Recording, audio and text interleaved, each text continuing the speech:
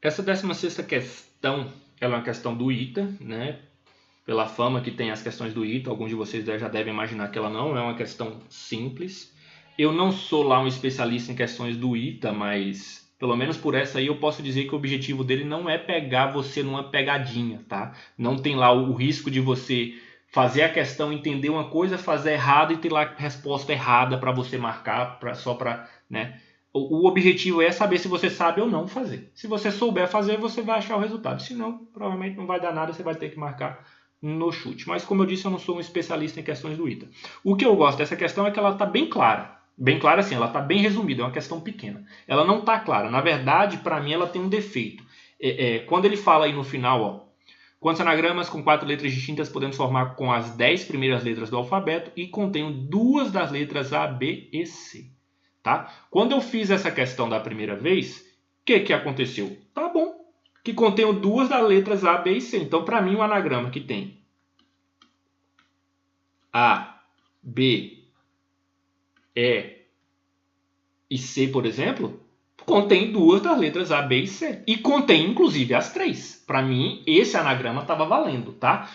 Pelo que eu entendi, na hora que eu fui marcar o resultado baseado nesse raciocínio, não. O que a questão está dizendo? Claro, como eu disse, você vai lá, desenvolve a questão, faz, e aí quando você volta e vê que o resultado não bateu, você vai perceber que aqui, ó, nessa leitura, felizmente a questão é bem curtinha, né, e você consegue enxergar rápido. Quando ele fala aqui, ó, 2 das letras, né, A, B e C, ele quer dizer que se tiver A e B, você pode usar quaisquer das outras 10 letras, das outras 7 letras, né? Desde que você não use o C, por exemplo, um D e um G, um D e um E, tá? Mas assim, você não poderia, se já tem o A e o B, não vai poder ter o C. Foi isso que eu entendi dessa questão. Eu entendi. Primeiro eu fiz considerando com o C também, poderia entrar aí, tá? Sem problema nenhum. E depois eu vi que o resultado não era aceito. Tá? Pelo menos não pelo que as alternativas mostram aí. Portanto, então vamos entender desde o princípio essa questão que se você usou, você escolhe lá 4 das 10 primeiras letras. Entre essas 4, você tem que escolher o A e o B, ou o A e o C, ou e o B e o C. Vai ter presença obrigatória de um desses 3 casos, certo? Se você escolher A e B, se você fizer permutações com A e B, não pode aparecer o C. Se você fizer permutações com A e C, não pode aparecer o B. Pelo menos foi isso que eu entendi, porque não tem essa possibilidade de resposta. Então, vamos lá. Pessoal, não existe só uma maneira de fazer essa questão. Eu vou fazer por aquela que eu imaginei, tá? Então, vamos lá. Primeira coisa, ó, quantos anagramas com 4 letras distintas podemos formar? Poxa, primeira coisa a se pensar é o seguinte: você tem anagramas com 4 letras distintas. 4 letras distintas. Tá? Esquece aqui as letras do alfabeto por enquanto. Só imagine anagramas nessas condições aí, ó. Anagramas com 4 letras distintas. Como é que eu resolvo isso? Permutação de 4 elementos. Ou seja, para cada 4 letras que eu escolher, eu vou ter 24 anagramas. Isso tem que estar claro para você. Anagramas com 4 letras distintas vai dar 24 anagramas. Ponto. Tá? Você não vai ter que se preocupar muito com as letras. Por quê? Ele definiu, limitou as letras até as 10 primeiras do alfabeto. Precisa dizer quais são? Não precisa escrever. Tá? Aí agora vamos lá. Veja só. O que tem que ter nesses anagramas que ele está pedindo? São todos os... Aí você vai ver, bom, eu posso escolher as 4 letras então, eu tenho 10 letras, posso escolhê-las 4 a 4. Obviamente a ordem não importa aí, né? Porque o anagrama, então, combinação de 10 elementos, tomados 4 a 4, bababá, bababá. Não, você não vai fazer isso. Por quê? Porque ele quer os casos em que tenha pelo menos 2 dessas letras. Pelo menos não, né? Exatamente 2 dessas letras aí. Certo? Então tá. Guarda esse número aí, 24 anagramas eu consigo formar com 4 letras. Mas espera aí, ó. 2 dessas letras já estão definidas. Eu vou escolher a letra A e a letra B.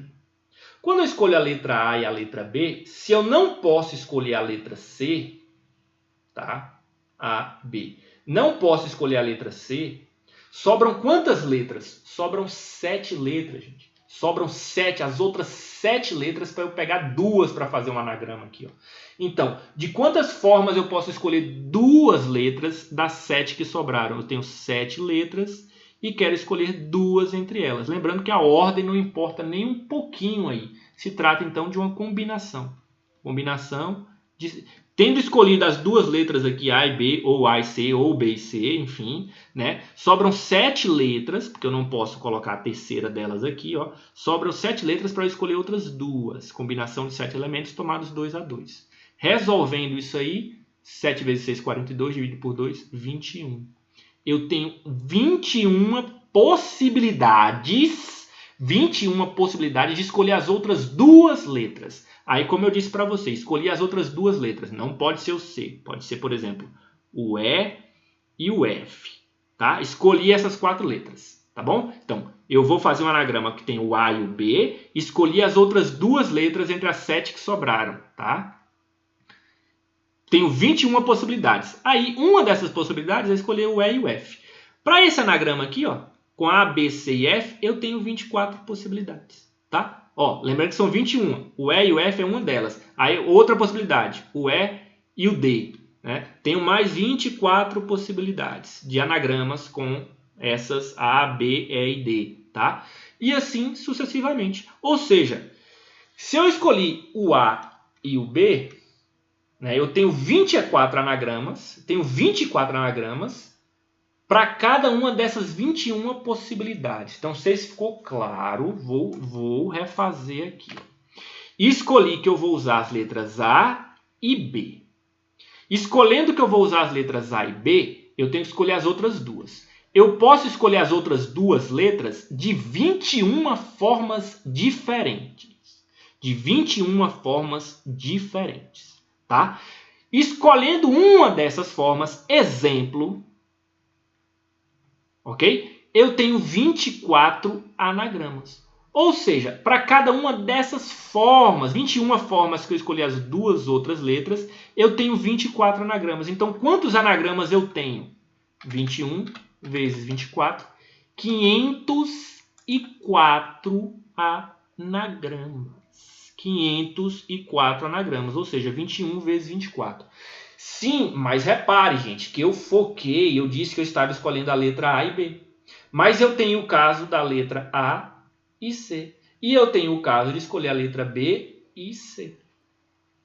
Ok?